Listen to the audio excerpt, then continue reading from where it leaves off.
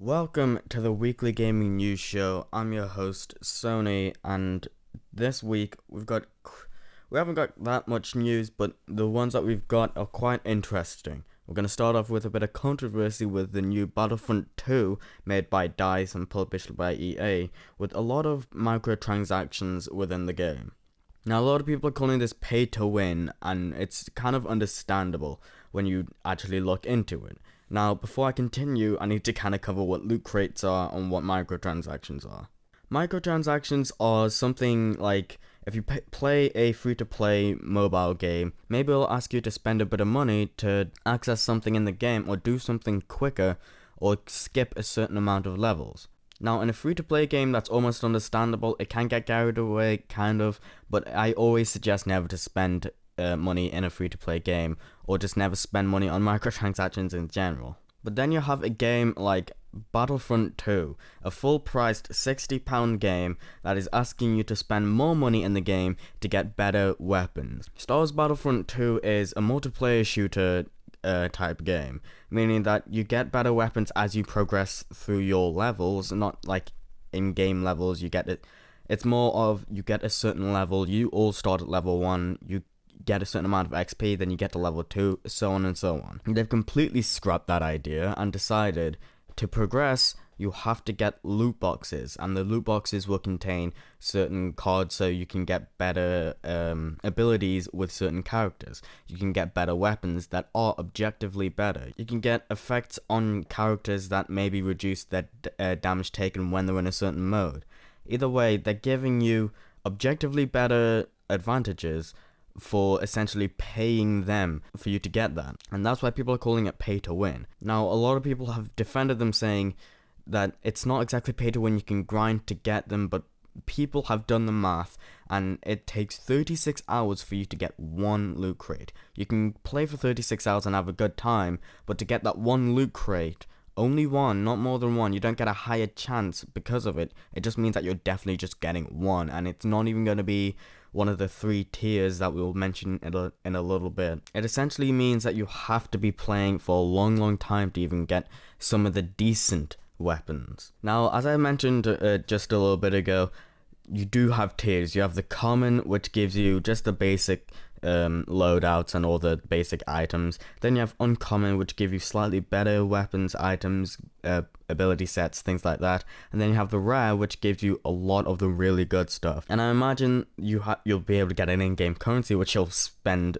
microtransaction on as well, because this is EA. You can also spend those in-game currencies on the loot crates, but it also still takes a while to get them. And you can also get them out of loot crates, but I've said that it might just be a small amount. And honestly, my opinion on this is that it's really scummy. It's really disgusting. I don't like how a lot of games have resorted to microtransactions in the first place. It's been a thing for years, many years. Do not get me wrong, this is not the first time we're seeing it or the first time we're seeing it abused. Free-to-play games have always been like this. Some will be pay to play, some will be pay to progress, some will just be, you can pay us to have a thing that looks cool and it doesn't actually add anything to the video game, which is what we've resorted to for like the past 2, maybe 3 years with a lot of games. Overwatch definitely popularized the third option, where you can just buy cosmetic items for real money, or you could just play the game and still get those things. But Overwatch does it in a way that is acceptable, and games have also followed suit with that. It's done before, but Overwatch really popularized it. But in 2017, it seems that everybody's back on the scumbag train and really just wants to grab all the money out of your pockets. Now, I understand developers need money, and that's why these games originally always cost £60 on launch or even months after that. I'm fine with that. But to also ask for more money seems really greedy, and I don't even think it's the developers at this point. It's very clear that it's EA's doing, or the publisher's doing at this point. EA has always been known for overcharging you for your games, giving you season passes that only cover a certain amount, and you still have to pay for DLC after that. All in all, I had hope for this game. It was supposed to be the one game that would redeem EA, the horrible money-grabbing tyrannical company that they are, but they've just completely diminished all of that hope that I had for them. And alongside Ubisoft, Bethesda, they're just going to be one of those other companies that I look at and think, I'm probably not going to buy the game because I'm probably going to be spending way too much money than I can actually afford. Either way, I hope this first segment has kind of given you some insight to how the microtransaction market is kind of ruining the games industry, and hopefully makes you a little wary depending on what you see and how you look at certain microtransactions. Moving on to Coffee Lake, which is Intel's new lineup of CPUs. Interesting name, we've talked a little bit about this in the past with Jordan, and it's finally here. I'm just gonna say this now, I'm incredibly happy with what they've done. I can't wait to see how they're going to make later iterations in the higher and mid-ranged CPU department. But Coffee Lake is more of an optimization of Skylake.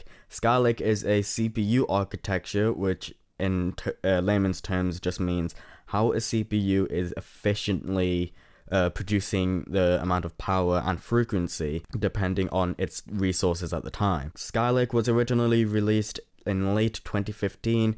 They released a more optimized version of Skylake called Cable Lake mid 2016, and now they come back with Coffee Lake. And in the past, Intel has always stuck to the 4 cores, 8 threads, maybe 4 core, 12 threads kind of market.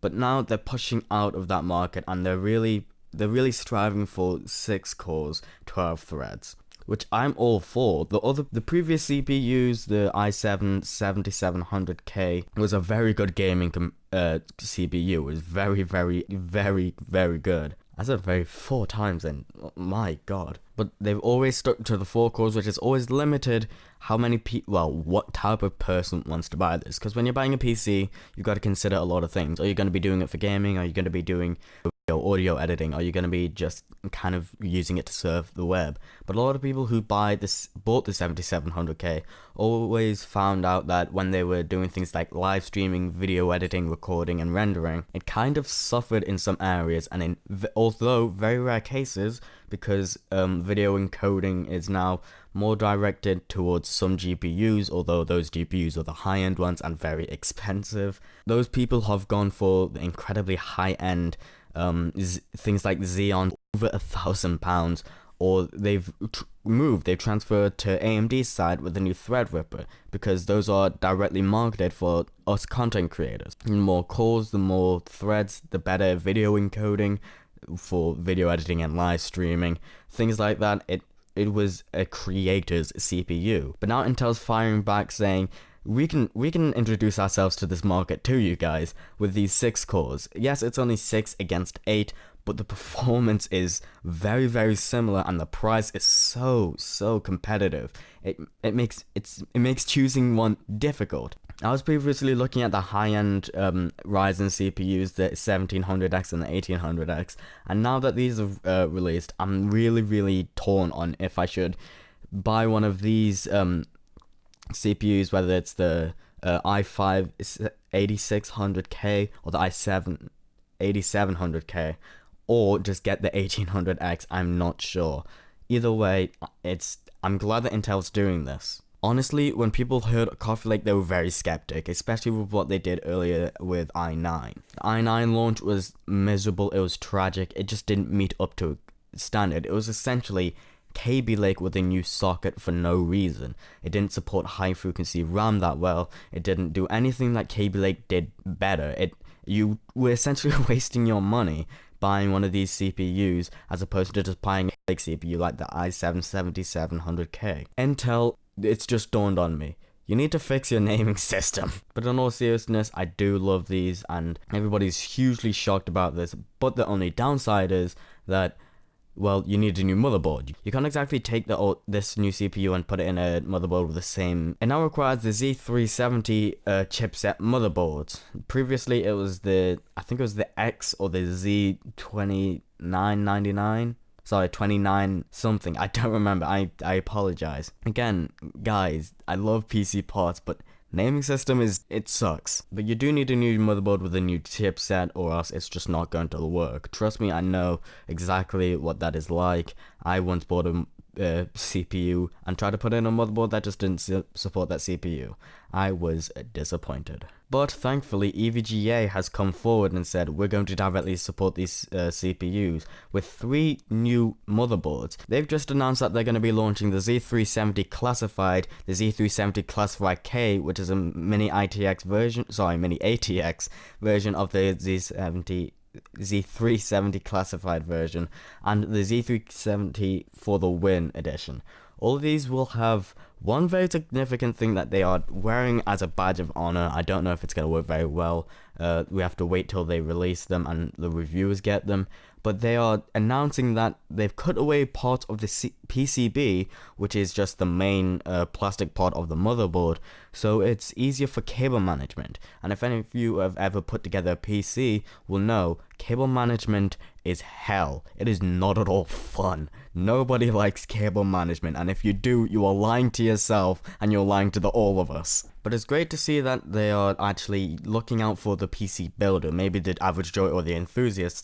Either way, EVGA are one of the most top-rated companies for motherboards. Sadly, they don't support AMD as well as they do Intel, but that's somewhat understandable. They have a lot more flexibility with Intel and the Intel platforms in general. But either way, they offer a lot of great things like higher frequency RAM support, higher RAM support for DDR4 up to 64 gigs, which by any stretch of the imagination is more than enough, trust me. And because the RGB craze just does not stop, they're also going to be supporting, they're going to be supporting a lot of RGB headers. Honestly, I love and hate the RGB craze that has sprung up the past few years.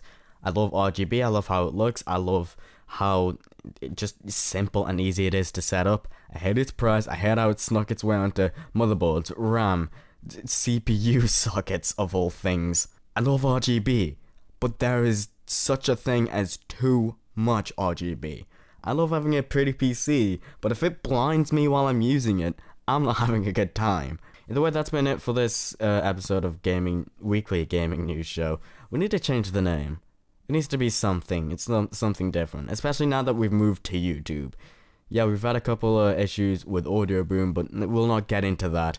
But we'll leave it up to you guys in the comments down below. Comment what you think the new name should be. Comment on whatever you thought of the topics we covered, like Battlefront and its pay-to-win or pay-to-win, or like Battlefront and its pay-to-win aspects, or microtransactions in general. How about Coffee Lake or AMD or the CPU market in general? Ooh, before I go, here's an interesting question. If there's going to be a new CPU company, what would they have to do to compete with AMD and Intel? Anyway, leave your comments down below. We will be reading them and we will reply to them as soon as possible.